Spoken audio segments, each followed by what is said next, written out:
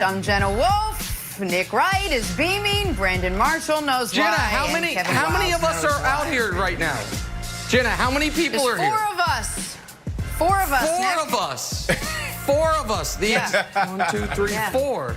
Might be the theme of the day, Jenna Wolf. Five, five, five, five. All morning. What happened to the week. All week, Wilds. All morning, all week. All week. Might be All all right. month. Well, congratulations. Yeah. You're going to celebrate a whole week? Oh, I It's mean, gonna maybe be all maddening, year. Brandon, trust 2020 has sucked, man, so you got to take Well, the wins where you can find them. He no longer has an undefeated Chiefs season to hang his hat on, so we are going to hang our proverbial hats on the Lakers right now. What didn't happen in Game 5 happened with gusto in Game 6. After 3 months in the bubble, the Lakers are the last team standing thanks to LeBron James. LeBron once again set the tone early last night. Lakers used a monster first half to pull away from the Heat. They never were in this one, Miami. Lakers take home the title. That is number 17. LeBron takes home Finals MVP. That is number 4 for him. Here is a very relieved LeBron James. It don't matter where it is. If you win a championship, a bubble, Miami, Golden State, it doesn't matter. When you get to this point, it's one of the greatest feelings in the world for a basketball player to be able to win at the highest level. All right, Nick. I'm just going to give us your reaction. What was your reaction to LeBron and the Lakers winning what you knew they were going to win late last night? Yeah, I'm just shocked anyone expected any different. And by the way, a lot of people did. I mean, the LeBron's going to LA for the movies. That was a good one. LeBron's entered the Jordan as a Wizards phase of his career. That one made me chuckle. I think my favorite one was LeBron is ruining the Lakers' young core and chemistry in the pursuit of Anthony Davis. How's that working out? And the thing is this, what I'm most surprised by is that people are surprised by this. Why would anyone have ever expected anything different? LeBron James went to the Miami Heat. They had not won a playoff series in 4 years upon his arrival. By year 2, they were champions. LeBron James went back to the Cleveland Cavaliers. They hadn't been to the playoffs in the previous 4 years after his departure. By year 2, they were champions. LeBron James went to the Los Angeles Lakers, who had not played in a playoff game for 6 years. And by year 2, they were champions. This is what LeBron James does. Takes franchises who are nowhere near competing for a title, whose best days are far, far behind, or in Cleveland's case, never existed. And within around 700 days of his arrival, they're throwing a parade, or as the Lakers will have to, throw a virtual parade.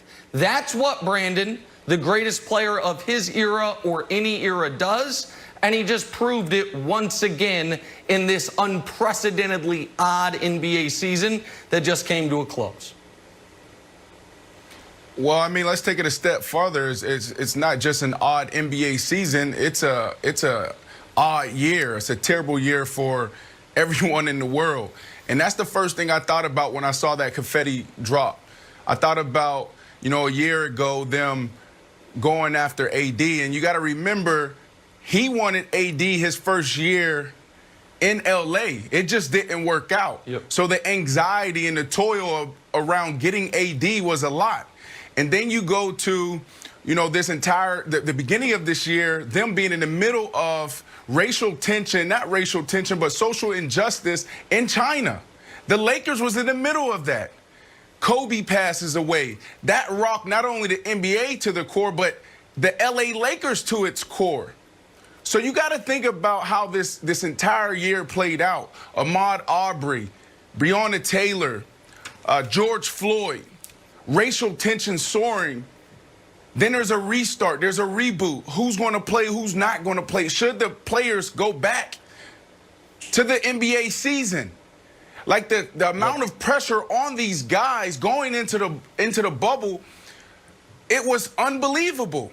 So that's the first thing I thought about when I saw that confetti coming down, was how they were able to manage, how they were able to lead and do this in the middle of all of this stuff going on in 2020 and going back to the end of 2019. There was a lot of teams that wasn't prepared for this moment. There was 3 teams that was ready. The Celtics, that was the Heat, and that was the Lakers. And that's a testament to everyone in that organization, because a lot of people broke. There was people on that team, Dwight Howard, who was struggling, didn't want to come back to the bubble. I mean, didn't want to go to the bubble, who talked openly about how hard it was. So this is a tremendous feat. Hats off to the Lakers. Hats off to the Miami Heat. I mean, we didn't get a chance to talk about this because we didn't have a show this weekend. But come on, man, Game 5. Think about Jimmy Butler. Man, that was a great display of basketball. That was a thriller. I just want to say thank you to the Miami Heat and the Lakers for giving us something good in 2020. Yep. I mean, I thought 98% of that was excellent, Brandon. The hats off to the Heat. I mean, they played terrible. Well, I'm not going to sit here and say like the Heat were that was not an interesting game. They won their championship in Game 5. Okay, that sure. Hey, man, that was just like I felt a little disappointed the way that they came out last.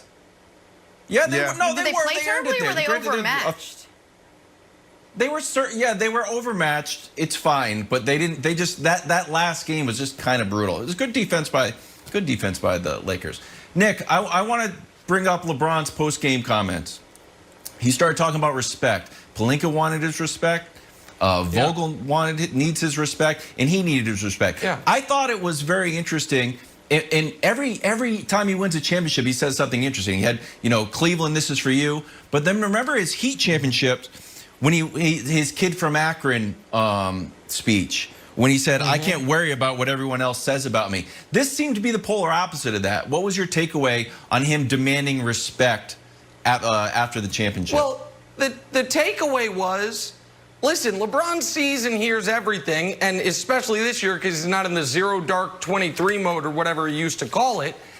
And this man, who has put together a decade of pure dominance, unseen in NBA history since Bill Russell was doing it when there were 8 teams, just saw the entire media after a brilliant 40-13-7 in Game 5 play the same old hits of does he have the killer instinct? Should he have taken the shot? Did LeBron make the right play? Spoiler alert, folks out there, to my friends Jay Williams and others, if LeBron made it, it's the right play. We got 15+ years of evidence for it. So that's what he's talking about. He's talking about the fact that Jimmy Butler, for a night in Game 5, was LeBron. And to his credit, he was. And you know what it did to him? It made him a non-factor in Game 6. It was so exhausting. LeBron's done that every year for 15 years.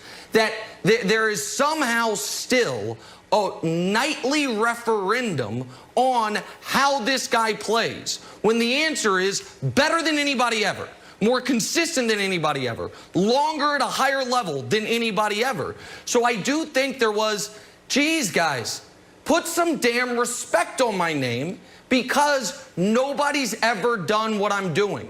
And, Jenna, the revisionist history that's going to happen as far as, oh, he wasn't doubted. He was. Wilds, I love you. But I saw you roll your eyes when I said one of the narratives was he's entered the Jordan phase of his career. I don't remember. Look up the articles after he tore his groin. Look up the articles after he tore his groin, when he came back and said, I'm activating playoff mode, and they didn't get it into gear. Read it. Read the articles, or maybe talk to some of your friends you used to do television with, because some of them said it. So, like, that was all there, Jenna. And LeBron's just reminding America, the one thing you've been able to count on this last decade is LeBron James is going to play in the last NBA game of the season, and he's going to remind everyone who the best player alive is. All right, well, the Lakers take a 28-point halftime lead last night, and on their way to a franchise-tying 17th NBA.